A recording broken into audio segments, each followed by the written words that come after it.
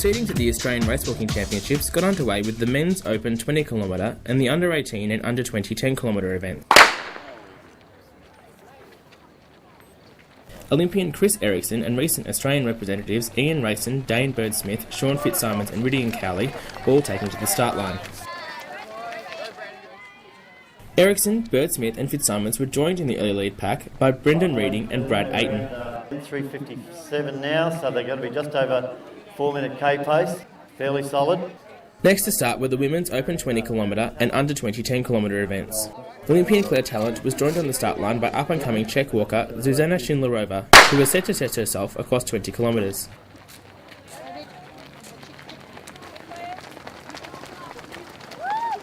Tallent and Schindlerova settled into an early lead pack with Callie Ruddock, Nicole Fagan and invitation 10 km walker Tanya Holliday. The following pack included World Racewalking Cup junior representative Beth Alexander alongside Lauren Burke and Lynette Ventris. Back in the under-20 men, a close battle had developed between local Dane Bird-Smith and Western Australia's Sean Fitzsimons. Bird-Smith, who was in doubt for this event due to a training mishap, was working hard to stay with Fitzsimons as the laps progressed. Meanwhile, in the open men's event, Chris Erickson had cleared away to take a big lead in the first half. Brendan Reading, despite a warning from one of the judges, was holding down second, with Ian Racing making up ground after a slow start for third. In the women's race, Claire Tallent started to open up a handy lead, Schindlerova second with Callie Ruddock close behind in third. We had Susanna and Callie. In the under-20 event, Beth Alexander had moved out to a commanding lead, with fellow Victorian Kirsten Shaw not far behind in second. Might slow to the 10k mark. This is the leader in the men's 20k, and the 10k will be passed in 41.41. Double that, you've got about an 83.20, so I suspect Chris will probably slow it. It will finish around 84. Ian Racing was working hard and was now a clear second, with Brendan Reading hanging in there for third. Despite injury, Dane Bird-Smith knuckled down in the last lap of the men's 20 km event, taking a decisive lead ahead of Sean Fitzsimons. In 42.55, which is definitely a BP, and here's Dane Bird-Smith has won. Dane Bird-Smith has won in probably 42.59. Sean Fitzsimons seconds in 43.03. Brad Ayton coming through to the finish line now. Fantastic walk by Brad. Susanna in the blue shorts and the white top. Diversity Games. So a duelist about together. Dane has successfully defended his title. Last weekend I was out at the Gold Coast doing pole vault. Was jumping pretty well. Ended up jumping about 3:30 and just came down and landed really badly on the mat. And cracked it both ways, and so hoping there's no severe ligament damage there, but we're going to get x-rayed Savo. So coming into the race knowing that, what was your plan heading out this morning? Just try and stick with them, just control the race from the start and just slow it down so that I've got a chance of sticking in there and really holding my pace through till the end. And that was pretty much the plan, was just to stick with Sean and just hold it till the end and then just see what I've got left, which works well, so yeah. And fifth at the World Junior Championships only last month, 41.32 new PB. Tell us about Canada. Canada was just, it was an amazing race over there. It was some of the best in the world over there. The Russians, the Chinese, they were all in the mix, and it was good to be up there with them. One of the German blokes from last year, he won World Youth, so I managed to get past him. It was a bit of a shame, got fifth instead of fourth though with the little Brazilian coming through, but it was such a tough physical race the whole way through. I think everyone felt it, and I definitely did feel it in the last K. Just looking at the 10k split now, it's going to be 46.08. Double that, 92 minutes. Claire Tallent carried her lead through the halfway mark, Schindlerova now a clear second. Callie Ruddock was next, with Lynn Ventris the third Australian and fourth overall. A big winner in the women's under-20 event, Beth Alexander stopped the clock after 10 kilometres in a time of 50 minutes 29 seconds. First girl to finish, time of 50 minutes and 28 seconds. Victorian teammate Kirsten Shaw was second in a time of 55 minutes 52 seconds, with Nicole McInerney a third. Open women. We'll sort of just go out with the 20k girls. There wasn't really anyone around my pace in mind.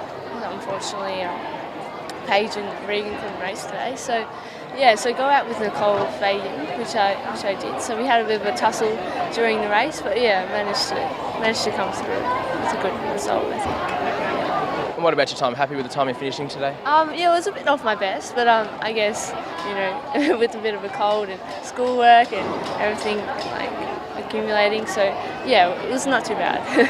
And tell us about the hill. A few people have said the hill takes a fair bit out of you, especially across that only 1 kilometre lap. What were your thoughts? Yeah, it was a short, sharp hill. Sort of the lactic kind of builds up after 10 laps of it. But yeah, it wasn't too bad. It was okay. Chris Erickson continued to hold a significant lead in the men's Open 20 kilometre event. However, Ian Racing was not letting the gap grow. Brendan Reading was still third, but South Australia's Darren Bone was closing in. Darren Bone just gone through in the men's 20k. First finisher, Chris Erickson. Chris Erickson went on to record a strong victory and collect another Australian title. Games in 6 weeks' time in the 20k, has a PB of 82.51, and today he's going to do 84.43. So just under 2 minutes outside his PB. The silver medal headed the way of Ian Racing, who smashed his PB by 48 seconds. Darren Bone came through to claim bronze after Reading failed to finish.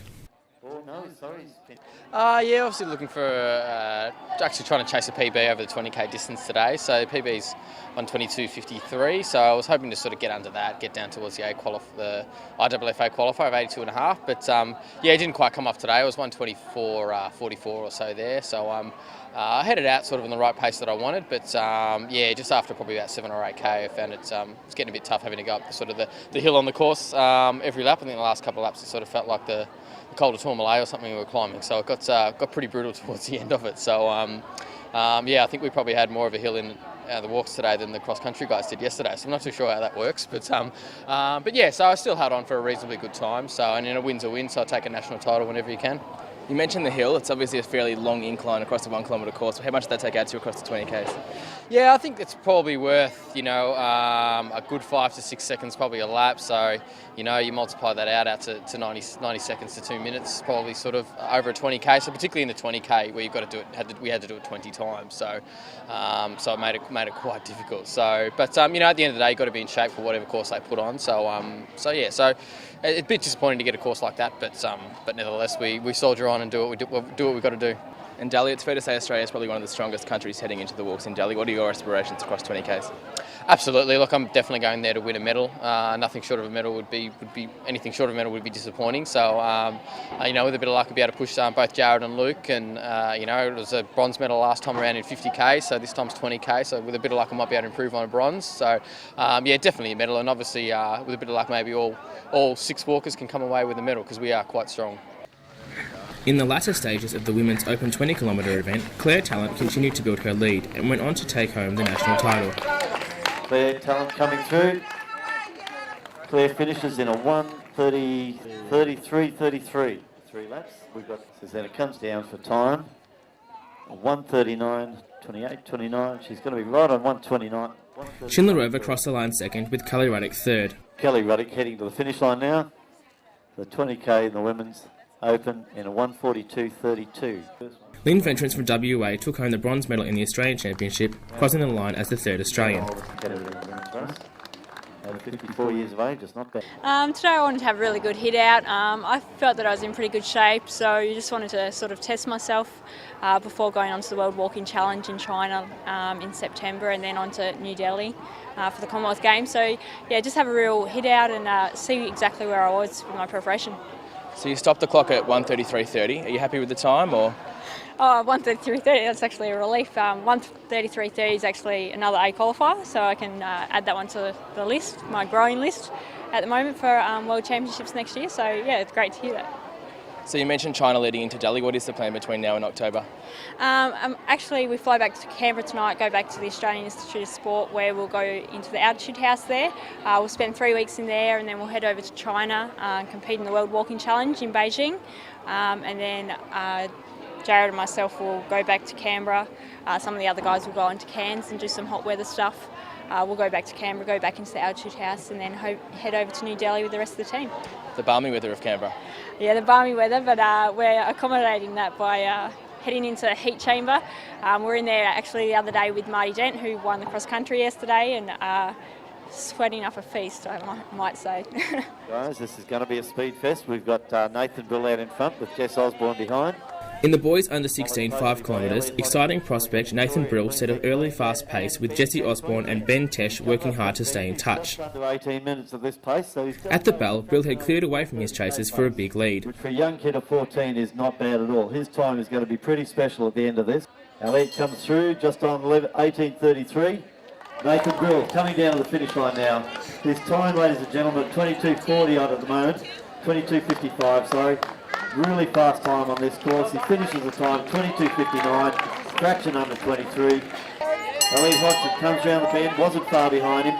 Elliot will finish in a 23:20 plus the time. Nice and strong.